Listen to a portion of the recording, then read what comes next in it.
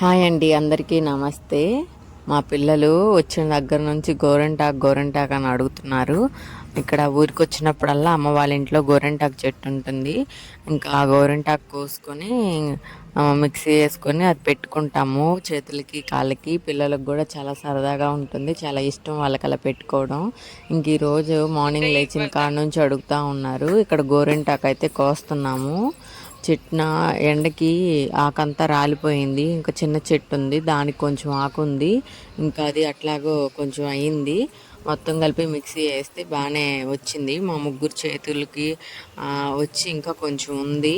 ఇంక దీన్ని కొండపిండి ఆకు అంటారండి. కిడ్నీలో స్టోన్స్ కరగడానికి పప్పులో అలాగే వేసుకొని వండుకొని తింటారు. చాలా మంచిది ఆరోగ్యానికి. ఎప్పుడన్నా ఒకసారి తిన్నా చాలు, ఇలా ఉంటుంది. తెలియని వాళ్ళకి తెలుస్తుందని ఇక్కడ చూపిస్తున్నాను. ఇంకా ఈరోజు స్వీట్ పొటాటో అయితే ఉడకపెట్టుకున్నాము, మార్నింగే తిందామని చెప్పేసి. ఇంకా అది స్నాక్ కింద పిల్లలకి పెట్టినా తింటారు. ఈరోజు మా అమ్మ అయితే పూరీ చేసి దానిలోకి ఆలూ కుర్మా చేసింది. చాలా బాగుంటుంది టేస్టీగా. ఇంకా తర్వాత పిల్లలకి టిఫిన్ పెట్టేశాక మా అమ్మ నేను ఇద్దరం కలిసి బట్టలు అయితే ఉతికేసి జాడించి ఆరేసాము.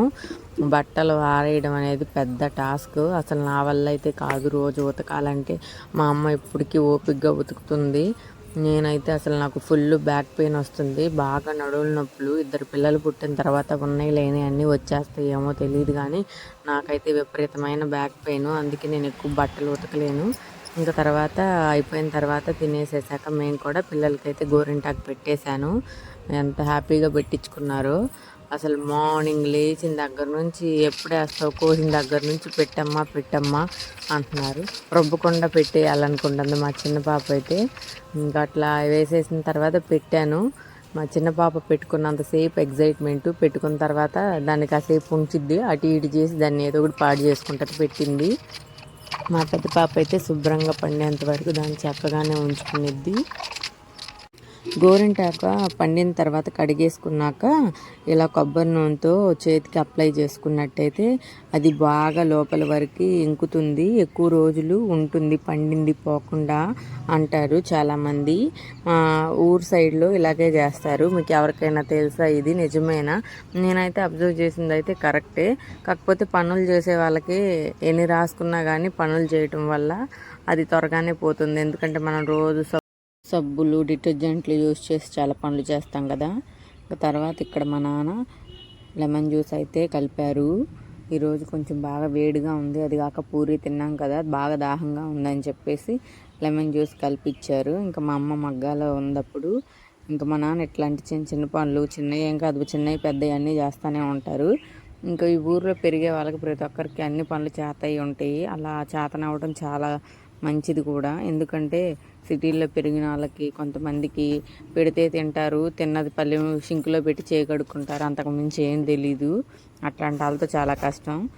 ఇక్కడైతే లంచ్కి రైస్ కుక్ చేసేసి దానిలోకి గోరుచిక్కుడుకాయ కూర చేస్తున్నాను. ఇంకా కొన్ని కూరలు చేపలు కూడా ఉన్నాయి, అది అమ్మ చేస్తానంది. నేనైతే గోరుచిక్కుడుకాయ కూర అయితే చేస్తున్నాను.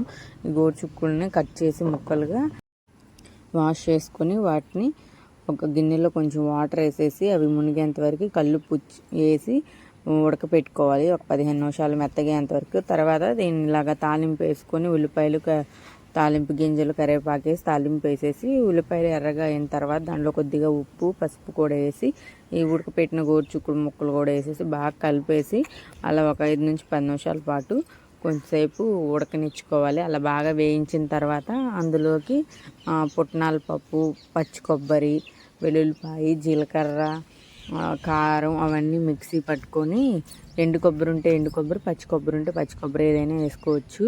బాగా కలిపేసుకోవాలి. పచ్చి కొబ్బరి వేసినట్లయితే వాటిని సపరేట్గా మిక్సీ పట్టుకొని పచ్చి కొబ్బరిని తర్వాత యాడ్ చేసుకోవాలి. మొత్తం అంతా బాగా కలిసేట్టు కలుపుకొని ఒక 2-3 నిమిషాలు సిమ్లో పెట్టుకొని ఉడికించుకొని తర్వాత దింపేసుకుంటే వేడి వేడి అన్నంలో సర్వ్ చేసుకొని అంటే చాలా బాగుంటుంది. ఇది హెల్త్కి కూడా చాలా మంచిది, బోన్స్ బాగా స్ట్రాంగ్ అవుతుంది. సో ఇలాంటి కర్రీస్ ఎప్పుడన్నా ఒకసారి చేసుకొని తిన్నా పిల్లలకి ఆరోగ్యానికి ఆరోగ్యం, హెల్త్కి చాలా మంచిది. ఎవరికైనా నచ్చితే ఒకసారి ట్రై చేయండి. ఇది మంచి మంచి వీడియోస్ కోసం మోహనాస్ ఇన్ఫో యూట్యూబ్ ఛానల్ని సబ్స్క్రైబ్ చేసుకొని సపోర్ట్ చేయండి. ఇంకా తర్వాత బీట్రూట్స్ ఉన్నాయి ఇంట్లో చాలా. బీట్రూట్ స్వీట్ చేస్తామని ఇక్కడ బీట్రూట్ అయితే తురుముతున్నాడు మా నాన్న. బీట్రూట్ శుభ్రం చేసి వాటిని తురుముతున్నాడు. ఇంకా మా ఇద్దరు పిల్లలు చెరో పక్కన కూర్చొని వాళ్ళు కూడా వాళ్ళు చేసి వాళ్ళు చేస్తున్నారు.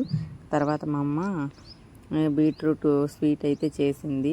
చాలా టేస్టీగా ఉంది, చాలా బాగుంది అసలు. ఇది మీకు రెసిపీ కావాలంటే కామెంట్ చేయండి, నేను ఫ్యూచర్ వీడియోస్లో షేర్ చేస్తాను. ఈ వ్లాగ్ నచ్చితే లైక్ చేసి సబ్స్క్రైబ్ చేసుకోండి. Thank you for watching. Have a great day.